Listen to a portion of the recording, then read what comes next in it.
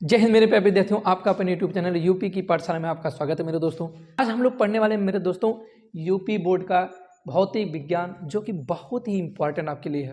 जैसा कि आप सब जानते हैं कि अभी 21 फरवरी को आपका मैथ के पेपर हुए थे और 20 फरवरी को मैंने एक वीडियो डाला था, वो भी मैथ का, जो कि बहुत ही इंपॉर्टेंट आपके लिए था। हर एक क्वेश्चन 822 डीबी में जाके आप मिला लीजिए पेपर और वीडियो को, सेम टू सेम क्वेश्चन फंसे, एक क्वेश्चन दो क्वेश्चन नहीं, पूरे पेपर के मैक्सिमम क्वेश्चन फंसे हैं। ठीक है मेरे दोस्तों, तो यही आज भी आशा ये करके लाया हूं वीडियो दोस्तों कि आपके जो आपका साइंस का पेपर होने वाला, साइंस के पेपर में 3 वीडियो मुझे बनाने, एक फिजिक्स के, एक केमिस्ट्री के और एक बायोलॉजी के, जिसमें से फिजिक्स के आज पूरा का पूरा टॉपिक मैं आपको दे रहा हूं और इन्हीं क्वेश्चनों को सिर्फ पढ़ लो मेरे भाई, सही बता रहा हूं, सिर्फ इन्हीं क्वेश्चनों को पढ़ के जाना।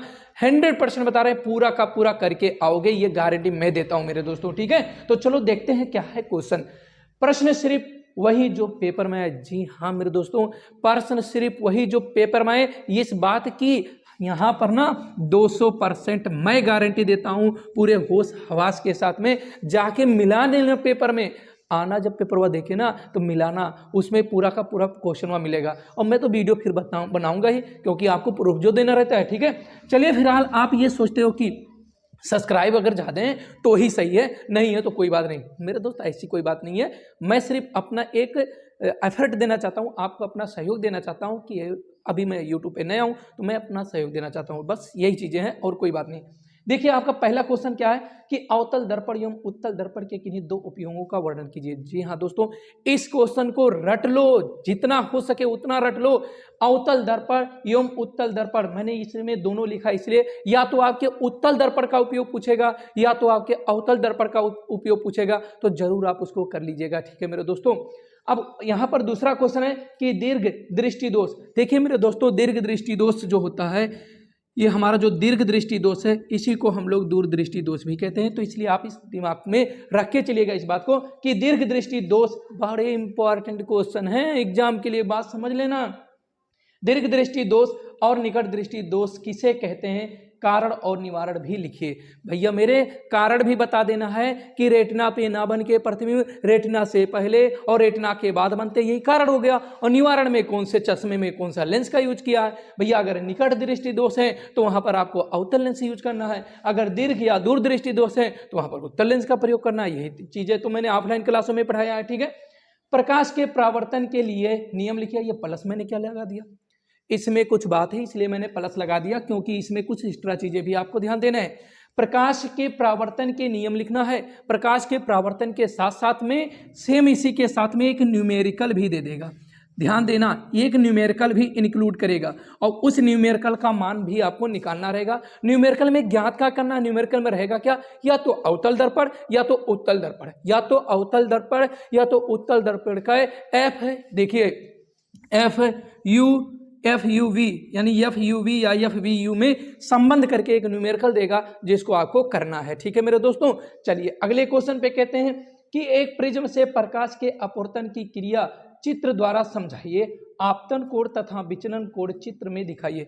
मैं ऑलरेडी प्रिज्म का पूरा डेरिवेशन कराया हूं मेरे इसी चैनल पर, आर के वर्मा मैथ स्पेशल पे है मेरे दोस्तों, जाके आप वहां से देख लीजिएगा। न्यूमेरिकल भी कराया हूं और प्रिज्म को बाकायदे बताया हूं। वहां बता दो, विद्युत मोटर अथवा जनरेटर का नामांकित आरेख बनाइए, इसका सिद्धांत तथा कार्य विधि स्पष्ट कीजिए। बहुत ही बेहतरीन क्वेश्चन छपेगा, ये बात समझ के चलो, पूरी तरह से बता रहा हूं, एग्जाम में आपके छपेगा। चाहे आपका विद्युत मोटर आ जाए, चाहे जनरेटर आ जाए, चित्र भी बनाना है। चित्र बनाने के बाद क्या करना है, सिद्धांत लिखना है, किस सिद्धांत पे कार्य करता है भाई।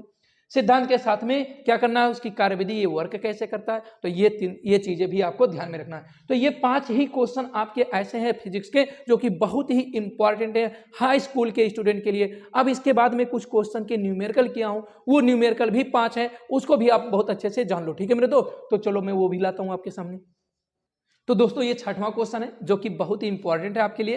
ठीक है, इसको बहुत आसानी से कर लीजिएगा, 100% बता रहा हूं आएगा। और इसमें कुछ अथवा भी आपको समझना है, या तो ये क्वेश्चन देगा न्यूमेरिकल या इसके साथ में एक अथवा करके थ्योरी देगा, वो भी मैं आपको बताऊंगा।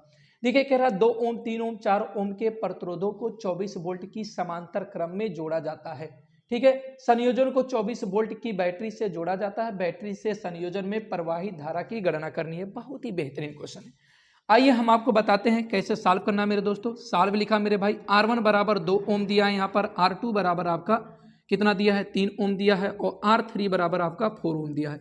और हमसे कह रहा है कि इस संयोजन के जब इसको किसी बैटरी से जोड़ा जाता है, यानी B बराबर 24 वोल्ट की बैटरी है। अब ये बैटरी से जोड़ा जाता है तो बैटरी से जो धारा निकल रहा है मेरे दोस्त कुछ इस तरह से दिया रहा है, ऐसे आपका है, ध्यान दीजिएगा, चित्र से मैं आपको थोड़ा समझा दूं। ऐसे यहाँ पर कहीं बैटरी लगा दिया गया है और उस बैटरी को से इसको 24 वोल्ट की बैटरी है, ये रेजिस्टेंस आपके R1, R2 और R3 हो गए। अब यहाँ से जो धारा निकल रहा है वो पूछ रहा है, मतलब इस सोर्स से जो धारा निकल रहा है उसका मान पूछ रहा है। तो ये तो हम तब निकाल पाएंगे, यानी बैटरी के सोर्स से जब धारा का मान पूछता है तो बैटरी कितने लोड से काम कर रहा है वो पहले चाहिए। तो इसका मतलब सबसे पहले हमें क्या यहाँ पर निकालना होगा, तुल्य प्रतिरोध निकालना है। क्या निकालना मेरे भाई, तुल्य प्रतिरोध। और तुल्य प्रतिरोध के लिए समांतर क्रम में हो तो क्या लिख सकते हैं, देखिए ध्यान से। अब लिखते हैं R1, R2, R3 समांतर क्रम में है। किसमें है मेरे दोस्त, समांतर क्रम में है, समांतर क्रम में है। इसलिए तुल्य प्रतिरोध क्या लिखना है मेरे भाई, तुल्य प्रतिरोध 1/R बराबर 1/R1 plus 1/R2 plus 1/R3।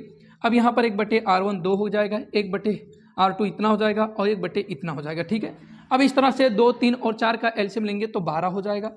2 से यानी 2 था, 4 क्या 12 किया आपने 6 से मल्टीपल, 3 था आपने क्या 12 कर दिया तो 4 से मल्टीपल, 4 था आपने 12 कर दिया तो 3 से मल्टीपल, यानी 1/R। एलसीएम निकालना आप जानते होंगे, 4 3 7 और 7 6 13 और 13/12 यानी 1/R बराबर। लेकिन हमें R निकालना है तो उलट दो, तो 12 क्या हो जाएगा 13 ओम, इतना हो गया। अब हमें धारा निकालना है, क्या निकालना, धारा।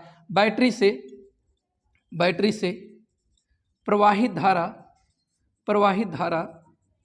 धारा I बराबर क्या हो जाएगा, B/R हो जाएगा। और B का वैल्यू यहाँ पर क्या दिया मेरे दोस्त, 24 दिया है, और इसका मान कितना दिया, 12/13 दिया है। अब ये 12 दूना 24 हो जाएगा और ये इधर जाएगा, तो यानी I बराबर कितना हो जाएगा, 13 दूना 26 एम्पियर हो जाएगा। और इस तरह से आपका आंसर हुआ मेरे दोस्त, ठीक है। अब रही बात आपको जानना क्या मेरे भाई, कि यहाँ अथवा करके मैंने क्या बताया, अथवा करके आपको यहाँ पर ध्यान देना है, या तो प्रतिरोधों का समांतर क्रम का और या तो प्रतिरोधों के श्रेणी क्रम का संयोजन पूछेगा। तीन रेजिस्टेंस दे देगा, R1, R2, R3, तो उसके समांतर क्रम का संयोजन पूछेगा या श्रेणी क्रम के संयोजन।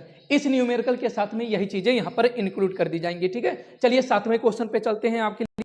तो दोस्त ये 7वां क्वेश्चन है, ये भी बहुत आपके लिए इंपॉर्टेंट है यूपी बोर्ड एग्जाम के लिए। देखिए, दूरदृष्टि से पीड़ित एक व्यक्ति कम से कम का मतलब न्यूनतम भी दे देगा, तो आप वहां पर यही चीज रखिएगा, कम से कम 50 सेंटीमीटर की दूरी तक ही पढ़ सकता है। उसे सही दृष्टि के लिए अर्थात 25 सेंटीमीटर दूरी पर पुस्तक रख कर पढ़ने के लिए किस प्रकृति एवं किस फोकस दूरी के लेंस का प्रयोग करना है। दोस्त मेरे भाई, ये न्यूमेरिकल लोग समझ नहीं पाते हैं, यहाँ पर V का मान क्या है और U का मान क्या है। तो मैं आपको क्लियर कर देता हूँ, जो न्यूनतम या कम से कम दूरी पर रख कर यानी इतने की बात करेगा तो वो वाला आपका जो वैल्यू होगा वो B होगा। यानी यहाँ पर सॉल्यूशन लिखेंगे और B बराबर -50 सेंटीमीटर हम लोग यूज करेंगे, ठीक। अब यहाँ पर U की बात करें तो U अगर नहीं दिया है प्रश्न में तो कम से कम आप 25 सेंटीमीटर की दूरी मान के चलिएगा, तो ये -25 सेंटीमीटर हो गया। आपको F निकालना है, साइन ऑफ इंट्रोगेशन। अब आप यहाँ पर लिखेंगे क्या कि यूजिंग बाई फार्मूला यानी सूत्र का प्रयोग करके, कौन सा सूत्र, 1/F बराबर 1/B माइनस 1/U। अब यहाँ पर 1/B की बात करें तो -50 हो गया, और माइनस ये है, देखिए इसका U का मान जैसे रखेंगे तो माइनस माइनस क्या हो जाएगा, प्लस हो जाएगा। अब यहाँ पर हम रखते हैं क्या, 1/F बराबर, अब यहाँ दोनों का एलसीएम लिया जाएगा तो 50-25 का एलसीएम 50 ही होगा। अब यहाँ पर 50 को 50 से काटा जाएगा तो एक बार जाएगा, लेकिन ये माइनस ऊपर है तो -1 लिख दिया। और ये कितना हो जाएगा, 25 से 50 को काटा जाएगा 2 बार जाएगा, उसी 2 से ऊपर में मल्टीपल हो जाएगा। तो यहाँ पर देखा जाए तो 2 में से 1 गया तो 1/50 हो गया, 1/F बराबर, तो F बराबर क्या हो जाएगा, 50 सेंटीमीटर हो जाएगा मेरे दोस्तों। अब यहाँ पर आपके प्रश्न में कह रहा क्या दूरदृष्टि दोष से पीड़ित व्यक्ति है। अगर दूरदृष्टि दोष से पीड़ित व्यक्ति है तो आपको ध्यान देना है कि दूरदृष्टि में उत्तल लेंस का प्रयोग किया जाता है, उत्तल लेंस का प्रयोग किया जाएगा, ठीक है मेरे दोस्तों। चलिए हम लोग अगले क्वेश्चन पे चलते हैं, ठीक है मेरे भाई। तो दोस्तों हम लोग आ गए हैं 8वें क्वेश्चन पे। 8वां क्वेश्चन देखिए क्या है, कह रहा क्या कि एक अवतल दर्पण के सामने 15 सेंटीमीटर दूरी पर एक वस्तु रखी है, यह दर्पण की फोकस दूरी 30 सेंटीमीटर हो तो प्रतिबिंब की स्थिति और प्रकृति ज्ञात कीजिए। अब देखते हैं मेरे दोस्तों इसमें करना क्या है कि एक अवतल दर्पण है। जब बात अवतल दर्पण की आती है मेरे भाई, तो आपको ध्यान देना है कि सभी चीजें ऋणात्मक ली जाती हैं, सभी की सभी डिस्टेंस ऋणात्मक ली जाती हैं। एक अवतल दर्पण के सामने 15 सेंटीमीटर दूरी पर एक वस्तु रखी है, यानी वस्तु की बात कहा तो u बराबर -15 सेंटीमीटर हो गया। यदि दर्पण की फोकस दूरी 30 सेंटीमीटर, f बराबर -30 सेंटीमीटर, क्योंकि अवतल दर्पण है इसीलिए हमें ज्ञात करना। तो प्रतिबिंब की स्थिति और प्रकृति, प्रतिबिंब की स्थिति यानी v बराबर साइन ऑफ इंट्रोगेशन। अब यहाँ पर अगर हम कहें तो यूजिंग बाई कौन सा फार्मूला यूज करेंगे, दर्पण का सूत्र यूज करेंगे, 1/f बराबर 1/b प्लस 1/u। देखिए दर्पण में देखना यह है आपको कि ये दर्पण है, दर्पण में यहाँ प्लस होता है और यही चीज अगर लेंस में यूज करना होगा तो माइनस यूज करना होगा। ठीक है मेरे भाई, ये चीज विशेष कर आप ध्यान दीजिएगा क्योंकि आपसे गलतियां हो जाती हैं। 1/v की बात करें तो मालूम ही नहीं है, चलिए यहां से हम करेंगे क्या, 1/f, f की वैल्यू कितने मेरे दोस्त -30 है, बराबर 1/v और प्लस 1/u की बात करें तो -15 मेरे दोस्त। ठीक है, इस तरह से देखा जाए तो इसको मैं ऊपर एक को माइनस को भेजा तो -1 इतना हो जाएगा 30, 1/v बराबर -1/15। हमें v का मान ज्ञात करना है तो जरूर इसको हम इधर भेज सकते हैं, अर्थात हो जाएगा 1/v इक्वल क्या हो जाएगा -1/30 और प्लस 1/15। 15 और 30 का एलसीएम लेंगे तो 30 ही आएगा, 30 करने 30 यानी -1 और प्लस 15 दूना 30 तो ये ऊपर जाएगा 2 हो जाएगा, 2 में से 1 जाएगा तो 1 क्या हो जाएगा मेरे दोस्तों 30 हो जाएगा और 1/v तो ये क्या हो जाएगा v बराबर क्या हो जाएगा 30 सेंटीमीटर हो जाएगा। क्या हो जाएगा v बराबर 30 सेंटीमीटर। अब आपको देखना क्या है मेरे दोस्तों, ये 30 सेंटीमीटर आया है और यहाँ पर बस्ट की जो स्थिति है, बस्ट की स्थिति यहाँ पर देखा जाए तो बस्ट की जो लंबाई है दर्पण से वो कितना है 15 सेंटीमीटर है, तो ये 30 सेंटीमीटर बनना है। यानी 30 सेंटीमीटर बनने का मतलब हो गया कि बस्ट से यानी दर्पण के सामने क्या बनेगा, दर्पण के सामने, दर्पण के सामने क्या, दर्पण के सामने, दर्पण के सामने वस्तु से दूर, वस्तु से, वस्तु से दूर, वस्तु से दूर, वस्तु से दूर बनेगा। यही आपकी स्थितियां हो गई। ठीक है मेरे दोस्तों, चलिए अगले क्वेश्चन पे चलते हैं मेरे भाई।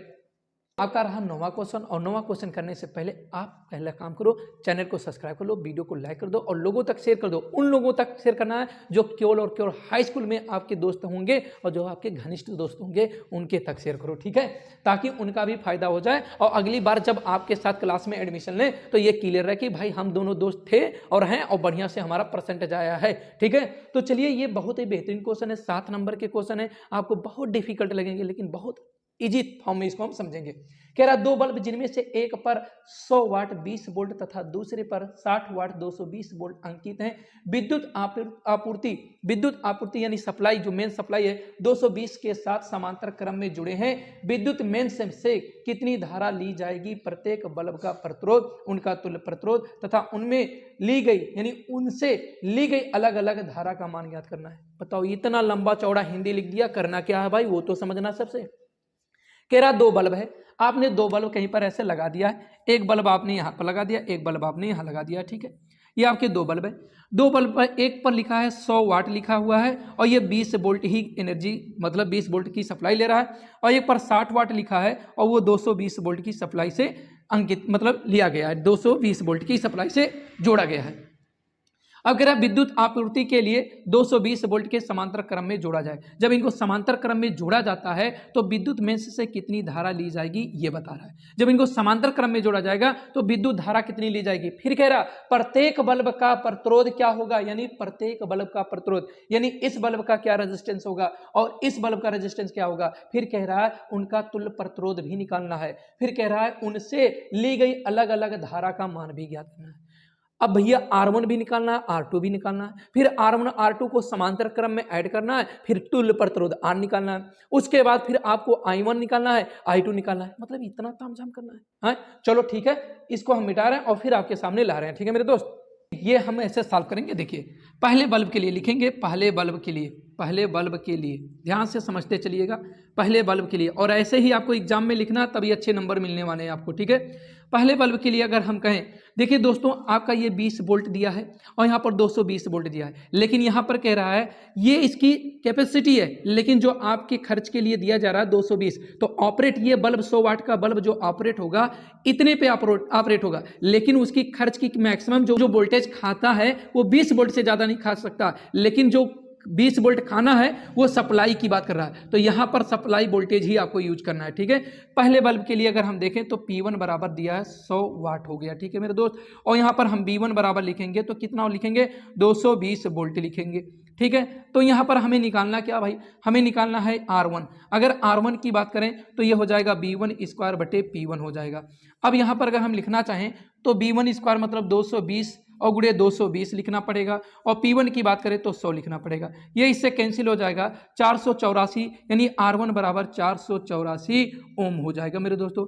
एक आंसर यहाँ पर आया। दूसरे बल्ब के आते हैं, दूसरे बल्ब के लिए तो लिखेंगे क्या, दूसरे बल्ब के लिए, दूसरे बल्ब के लिए, दूसरे बल्ब में क्या क्या दिया मेरे दोस्त, दूसरे बल्ब में दिया है P बराबर P2 बराबर कितना दिया 60 वाट दिया है, और V2 बराबर आपको 220 वोल्ट ही लिखना है मेरे दोस्त, 220 हो गया। R2 आपको मालूम नहीं है, R2 ही तो ज्ञात करना है, तो फिर लिखना क्या है R2 बराबर V2 स्क्वायर बटे P2, और यहाँ पर लिखेंगे 220 गुणे 220 और बटे 60 लिखेंगे। ये इससे कैंसिल, 2 3 6 2 11 हो जाएगा, 11 दूना 22 का 2, 11 दूना 22 और 2 24, और 1 जीरो इसका बचा तो इधर लगा दिया बटे 3, इतना ओम काट दीजिए, 3 8 24 हो जाएगा। फिर क्या हो जाएगा, भाग नहीं जाएगा, जीरो करेंगे, 3 6 18 दशमलव, फिर 3 6 18 यानी 6 7, इतना हो गया। तो R1 R2 तो निकल गया भाई।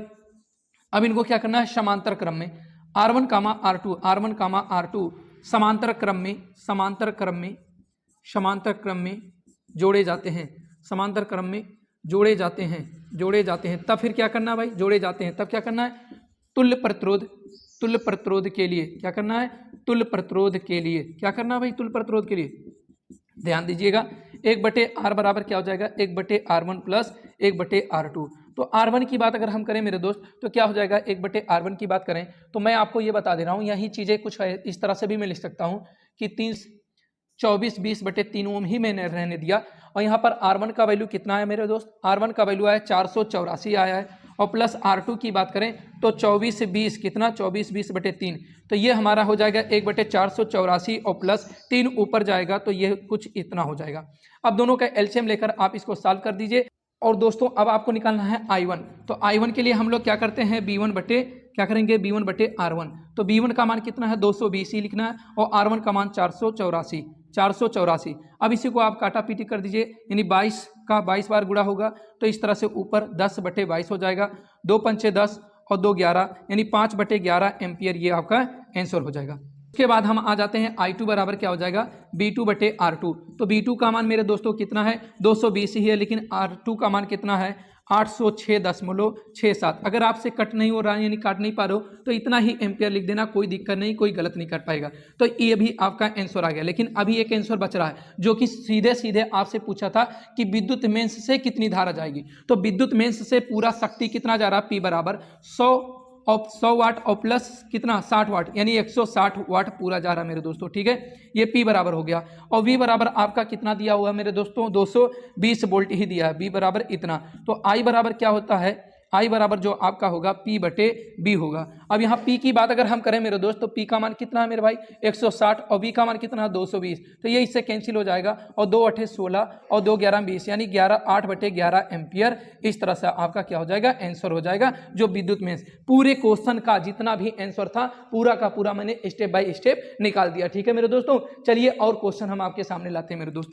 तो दोस्तों ये 10वां क्वेश्चन आपका रहा, और बहुत ही इंपॉर्टेंट क्वेश्चन है, ये 7 नंबर का क्वेश्चन है, बहुत ही आराम से हम सॉल्व करेंगे। देखिए यहाँ पर दिया है R1 R2 R3 R4 R5 R6, और यहाँ पर R1 R2 और R3 R4 सभी के मान दे दिया है। और क्या पूछ रहा है इस प्रश्न में, देखिए चित्र बना देगा और नीचे इंस्ट्रक्शन में थोड़ी सी हिंदी में लिख देगा कि क्या क्या दिया हुआ है, तो इस चीज़ को आप ध्यान से समझने की कोशिश कीजिए। देखिए क्या करना है, सबसे पहले निकालना है कि तुल्य प्रतिरोध क्या है, और फिर निकालना है कि इस बैटरी से जो धारा आई जा रहा है उस धारा का मान क्या होगा। तो सबसे पहले हम तुल्य प्रतिरोध निकालेंगे। तुल्य प्रतिरोध निकालने के लिए ये देखना पड़ेगा आपको कि यहाँ पर तो देखो R1 है, और ये R2 R3 समांतर हैं, फिर R4 R5 R6 भी समांतर हैं। तो सबसे पहले इस समांतर का एक तुल्य प्रतिरोध निकालिए, फिर इस समांतर का एक तुल्य प्रतिरोध निकालिए, फिर तीनों प्रतिरोधों को आपस में जोड़ दीजिएगा तो काम हो जाएगा। देखिए क्या करना है, ध्यान से समझिएगा। सॉल्व लिखेंगे, और सॉल्व लिखने के बाद लिखेंगे R2 बराबर R3 बराबर 20 ओम समांतर क्रम में है। किसमें है, समांतर क्रम में है। ठीक है मेरे भाई, समांतर क्रम में है, समांतर क्रम में है। अब यहाँ पर समांतर क्रम के लिए होता क्या है कि एक बटे आर बराबर 1/r2 प्लस 1/r3 हम लिख देंगे। तो 1/r2 की बात करें तो 20 दिया है और प्लस 1/20 इसका मान भी हो जाएगा। दोनों का हर बराबर है तो ऊपर 2/20 हो गया। 2/20 का मतलब 1/10 आया 1/r बराबर। अब यहाँ पर अगर हम आपसे कहें मेरे दोस्त तो ये r बराबर क्या हो जाएगा, ओनली 10 ओम हो जाएगा। अभी ये आंसर नहीं आया, सिर्फ मैंने एक स्टेप कंप्लीट किया, ठीक है। अब पुनः लिखेंगे क्या मेरे दोस्तों, पुनः लिखेंगे क्या कि R4 बराबर R5 बराबर R6 बराबर कितना दिया है 30 ओम, और किसमें है, समांतर क्रम में है। किसमें मेरे भाई, समांतर क्रम में है। किसमें, समांतर क्रम में है। जब समांतर क्रम में है तो फिर लिखना क्या है, 1/r। r तो आप पहले से लिख दिए हो तो इसीलिए r डैश, तो लिखोगे 1/r4 1/r5 और 1/r6 लिखोगे, ठीक है मेरे भाई। चलिए, अभी तो वीडियो को लाइक नहीं किया तो लाइक करो, शेयर भी कर दो, चैनल को सब्सक्राइब भी कर लो। R4 का मान भी 30 ही है, 5 का मान भी 30 ओम है और 6 का मान भी 30 है। तो इस तरह से क्या हो जाएगा, होल 30 हो जाएगा। क्या हो जाएगा, 30 हो जाएगा। 1 2 3 यानी तीनों का हर बराबर था तो 30 लिखा, ऊपर 1 2 3 यानी 3 हो गया। 3 दाहिम 30 हो जाएगा, यानी 1/r डैश बराबर 1 कितना आया 10। r डैश बराबर कितना हो जाएगा, 10 ओम हो जाएगा। अब इस प्रकार अगर हम आपसे कहें मेरे दोस्तों तो ये सर्किट अब क्या बन जाएगा, पहले यहाँ हमारा R1 था, फिर यहाँ हमारा R हो गया, फिर यहाँ हमारा R डैश हो गया। मतलब ये R1 हो गया, ये R हो गया, ये R डैश हो गया। इन दोनों को मिला के ये आपका बना, इन तीनों को मिला के ये आपका बना, ठीक है मेरे दोस्तों। अब यहाँ से अगर हम कहें तो R डैश R1 R और R डैश सभी क्या है, श्रेणी क्रम में एक ही वायर में है। तो देखना है क्या लिखना है, अब लिखते हैं, अब R1 कामा R डैश श्रेणी क्रम में है। किसमें है, श्रेणी क्रम में है, श्रेणी क्रम में है। इसलिए तुल्य प्रतिरोध क्या लिखेंगे, तुल्य प्रतिरोध R तुल्य बराबर R1 प्लस R डैश, क्योंकि तुल्य प्रतिरोध का जो फार्मूला होता है श्रेणी क्रम के लिए यही होता है मेरे दोस्त। अब इसमें R1 का भी मान 10 है, R का मान भी 10 है और R डैश का मान भी 10 है। इस तरह से देखा जाए तो तुल्य प्रतिरोध 30 ओम आ गया, यानी R तुल्य बराबर कितना आ गया, 30 ओम। अब ये आंसर आपका क्लियर हो गया, ठीक है मेरे दोस्त। अब आपको धारा भी निकालना है, तो धारा के लिए मैं यहीं पर लिख देता हूँ। देखिए, जब बैटरी से धारा पूछ रहा है तो बैटरी का पूरा वोल्टेज क्या है और उस पूरे परिपथ का जो लोड है यानी पूरा रेजिस्टेंस है वो क्या है। तो इसके लिए I बराबर क्या लिखना है, V/R लिखना है। तो V का मान यानी V बटे तुल्य यानी R तुल्य लिख देता हूं यहाँ पर। तो V का मान कितना है मेरे दोस्तों, 12 वोल्ट है और R तुल्य का मान कितना आपने निकाला है, 30 निकाला है। तो ये 30 हो जाएगा। तो 6 दूना 12 और 6 पंचे 30 यानी 2/5, अर्थात इसको लिख सकते हैं 0.4 एम्पियर। इस तरह से आपका पूरे सर्किट यानी पूरे क्वेश्चन का आंसर आपको मिल गया, यानी पूरा का पूरा आपका 7 नंबर क्लियर हुआ, ठीक है मेरे दोस्तों। अब कुछ क्वेश्चन मैं आपको तब भी बता देता हूं, 1-2 न्यूमेरिकल जो आपके लिए बहुत इंपॉर्टेंट है उसको भी सुन लीजिएगा। एक क्वेश्चन बहुत ही इंपॉर्टेंट ये भी आपका है कि एक 15 सेंटीमीटर फोकस दूरी वाले अवतल दर्पण से कितनी दूरी पर एक वस्तु रखी जाए कि उसका 5 गुना बड़ा प्रतिबिंब बने। प्रतिबिंब की स्थिति भी ज्ञात करनी है। यानी F बराबर आपका कितना दे दिया मेरे दोस्तों, -15 सेंटीमीटर अवतल दर्पण की वजह से -F। उसके बाद आवर्धन का सूत्र लगाई गए, M बराबर -V/U। यानी अगर हम आपसे कहें मेरे दोस्त, चलो मैं यहीं पर लिख दे रहा हूं मेरे भाई, अगर मैं आपसे कहूं F बराबर तो -15 सेंटीमीटर और M बराबर -V/U होता है। और यहाँ पर M का वैल्यू कितना दिया मेरे दोस्तों, 5 गुना कह रहा है। तो 5 गुना जो देगा वो -5, और यहाँ पर अगर देखा जाए तो 5 गुना बड़ा बनना है, जो 5 गुना बड़ा 2 गुना 3 गुना कहेगा वो M की जगह पर रखा जाएगा। इसके बाद कह रहा है क्या कि वास्तविक प्रतिबिंब बनता है। अब यहाँ पर आपको देखना है कि -V/U हो जाएगा, माइनस से माइनस कैंसिल, तो V बराबर क्या हो जाएगा मेरे दोस्त, यहाँ पर V बराबर 5U हो जाएगा। अब आपको करना क्या है, 1/F बराबर 1/B प्लस 1/U यूज करना है। अब यहाँ पर 1/F की बात करें तो -15 लिख देना है। 1/B को हम लिख सकते हैं कितना, 5U लिख सकते हैं और प्लस 1/U। अब इसी को आपको क्या कर देना मेरे दोस्तों, सॉल्व कर देना, और सॉल्व करने के बाद जो भी वैल्यू आपका आएगा वही आपका क्या हो जाएगा, आंसर हो जाएगा। इसी को आपको सॉल्व कर देना, ठीक है मेरे दोस्त।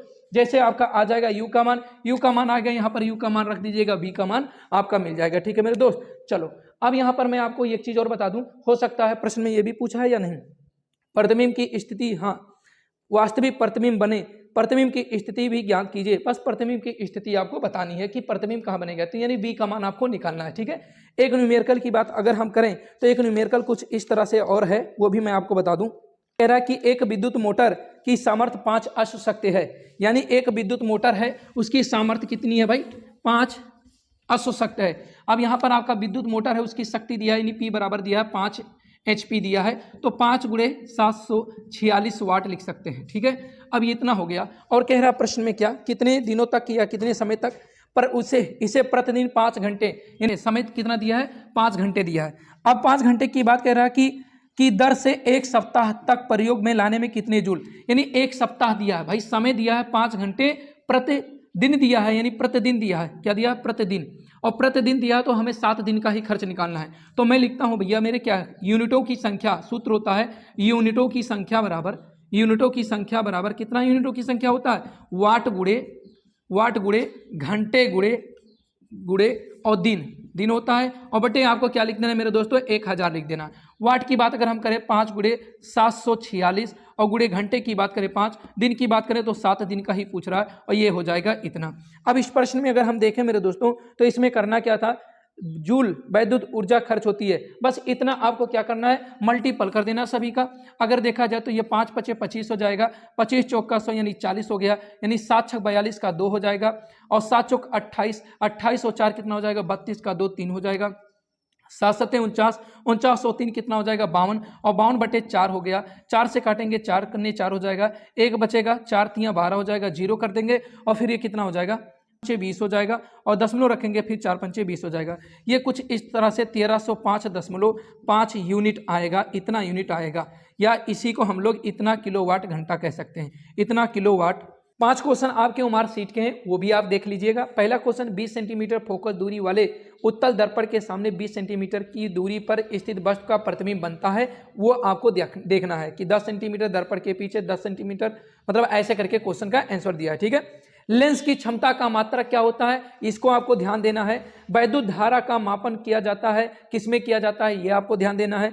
एक गोलीय दर्पण की वक्रता त्रिज्या 30 सेंटीमीटर है, इसकी फोकस दूरी होगी, ये भी आपके लिए बहुत इंपॉर्टेंट क्वेश्चन है जो ओमार सीट में आपके पूछे जाएंगे। ठीक है, निम्न में दिए गए माध्यमों में प्रकाश की चाल न्यूनतम होती है, किसमें प्रकाश की चाल न्यूनतम होती है, हीरा में, जल में, कांच में या किरोसिन में, तो इसमें आपको क्या करना है, हीरा ही आपका सही आंसर है। ठीक है मेरे दोस्तों, अब यहाँ पर मैं कुछ 5-6 मात्रक हैं, उन 5-6 मात्रकों को लिख दे रहा हूँ, और उसको आप ध्यान से देख लीजिएगा। ठीक है, कुछ मात्रक बताने आपको जो कि बहुत ही इंपॉर्टेंट है यूपी बोर्ड के स्टूडेंट के लिए। विद्युत धारा का मात्रक क्या होता है, एम्पियर होता है मेरे दोस्तों।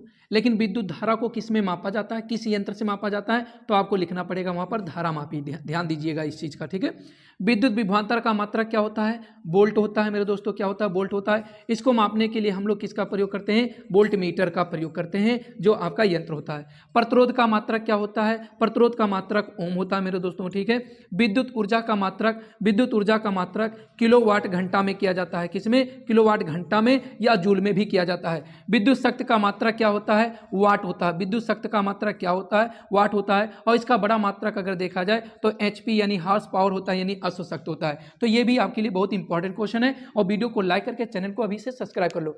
अभी तक जिसने भी चैनल को सब्सक्राइब नहीं किया भैया, तो चैनल को सब्सक्राइब कर लो, ताकि इस तरह के भी वीडियो आपको मिल जाए। और ये भी बहुत बेहतरीन टॉपिक है जो आपके सिर्फ पेपर में ही छपने वाले हैं। तो अभी आपके केमिस्ट्री के बच रहे हैं, केमिस्ट्री का भी शाम तक वीडियो आ जाएगा, और उसके बाद फिर आपके बायोलॉजी के बच रहे हैं। तो केमिस्ट्री और बायोलॉजी दोनों एक साथ कंबाइन कर दूंगा, ताकि आपको अच्छे से समझ में आ जाए और बढ़िया से आपका पेपर हो भी जाए। ठीक है मेरे दोस्तों, जय हिंद दोस्तों।